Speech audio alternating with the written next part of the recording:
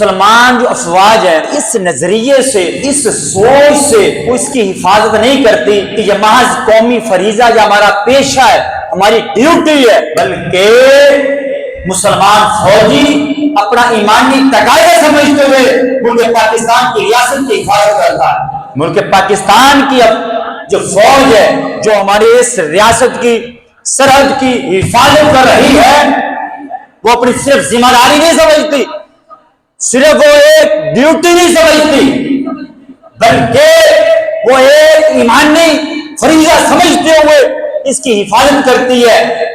کوئی سوچ سے سرحد پر کھڑا ہوتا ہے، میرے سینے پر گولی لگی تو پھر اللہ کی بارگاہ میں میرا جو مقام اور مرتبہ ہے وہ شہادت والا ہوگا۔ وہ شہادت کے جوش اور جذبے کے ساتھ اپنے پورے ایمانی طاقت کے ساتھ وہاں پر کھڑا ہوگا۔ یہ سرحدوں کی نگہبانی کا حکم یہ رب کائنات نے دیا۔ جان عالم صلی اللہ تعالی علیہ وسلم نے اس کی فضیلت میں متعدد حدیثیں بیان فرمائی۔ صرف ایک حدیث آپ کے سامنے عرض کر کے پھر میں آگے چلتا ہوں۔ فتح مکہ کے بعد رسول اللہ صلی اللہ علیہ وسلم نے حوازن نامی قبیلہ سے جہاد کے لیے حنین کی طرف تشریف لے گئے اور دن بھر سفر جاری رہا، رات کو ایک جگہ پر اسٹے کیا۔ نبی کریم علیہ الصلوۃ والسلام کا بھی طریقہ تھا کہ رپورٹ لینے کے لیے کچھ صحابہ کرام کو بھیجا کرتے تاکہ وہ رپورٹ لے آئیں، بتائیں کہ ان کی کیا صورتحال ہے، ان کے کتنے افراد ہیں، ان کی جنگی تیاریاں کتنی ہو رہی ہیں، اس لحاظ سے رپورٹ لیتے۔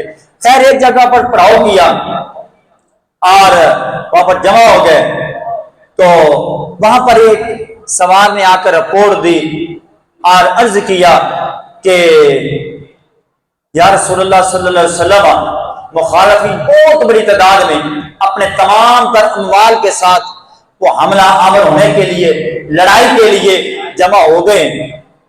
تو سیدنا سہل بن ربیع رضی اللہ تعالیٰ عنہ کے قول کے مطابق جب اب دیکھیں نا، پہلے میں تھوڑی سی آپ کو بات بتا دوں پھر آپ کو اس بات کا مزہ آئے گا کہ بندہ کوئی خطرے کی بات بتائے، یہ خطرہ ہے ہماری اس بستی کو، دھماکہ ہو سکتا ہے، تو بتائیں خوف پیدا ہوگا یا خوشی ہوگی؟ خوف ہوگا۔ اب سیدنا سہل بن ربیع رضی اللہ تعالیٰ عنہ کے قول کے مطابق آپ نے فرمایا کہ جب صحابی نے یہ بتایا کہ یا رسول اللہ صلی اللہ علیہ وسلم کہ وہ پوری تیاری کے ساتھ، پورے اموال کے ساتھ حملہ آور ہونے کے لیے تیار ہیں، تو نبی کریم علیہ الصلوۃ والسلام گھبرائے نہیں، بلکہ چہرے مبارک پر تبسم کا نور چمک اٹھا، مسکرائے اور فرمانے لگے کہ گھبرانا نہیں، تلک غنیمت المسلمین غدا انشاءاللہ تعالی۔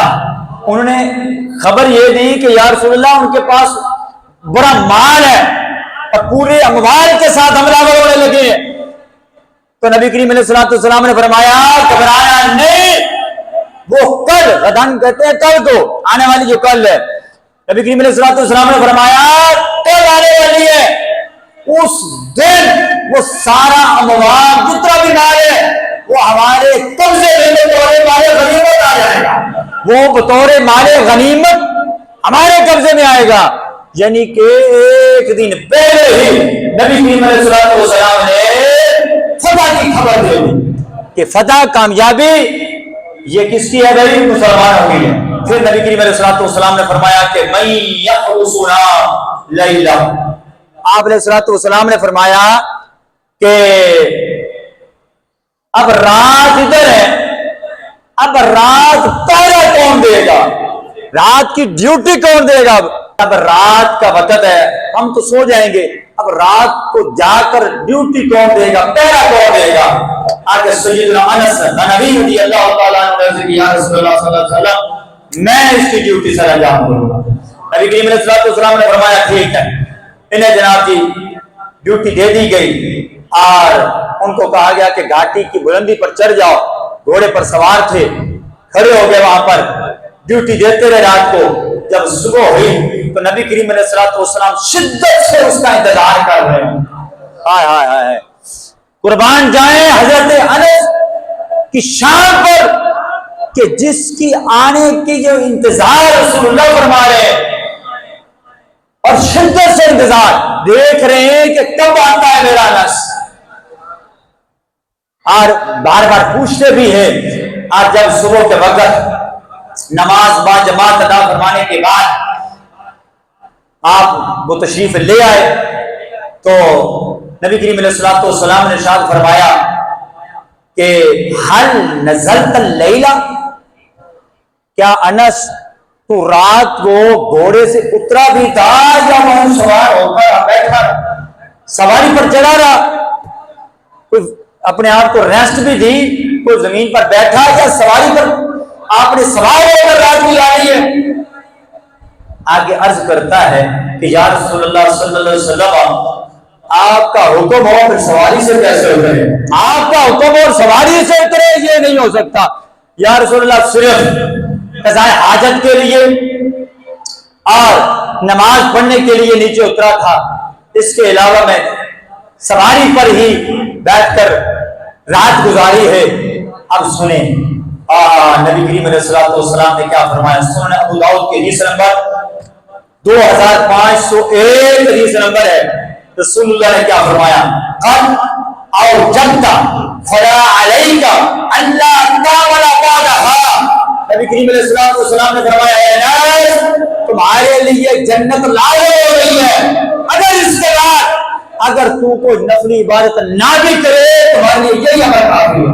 یہ ہے سرحد کی حفاظت کرنے کا اجر جو رسول اللہ صلی اللہ علیہ وسلم نے ارشاد فرمایا ہے۔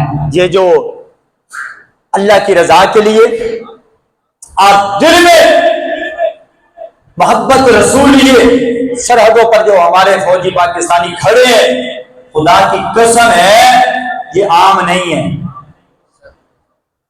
یہ عام نہیں ہے۔ اگر یقین نہیں آتا تو پھر ایک دن کے لیے فوجیوں کو کہو کہ ڈیوٹی تسی نہ دیو اور اعلان کر دو کہ آج ہماری فوج ڈیوٹی پر نہیں ہے، تو پھر لگ پتا جائے گا کہ ملک پاکستان کا بنتا کیا ہے۔ سمجھ آ رہی کہ نہیں آ رہی؟ جو 12 گھنٹے 10 گھنٹے 8 گھنٹے جو جناب جی اسرہ لے کر ایسے ہی کھڑے ہیں، یہ عام ہے؟ تو تیری اور میری حفاظت کے لیے کھڑے ہیں، اس ملک پاکستان کی حفاظت کے لیے خدا کی قسم ہے وہ کھڑے ہیں۔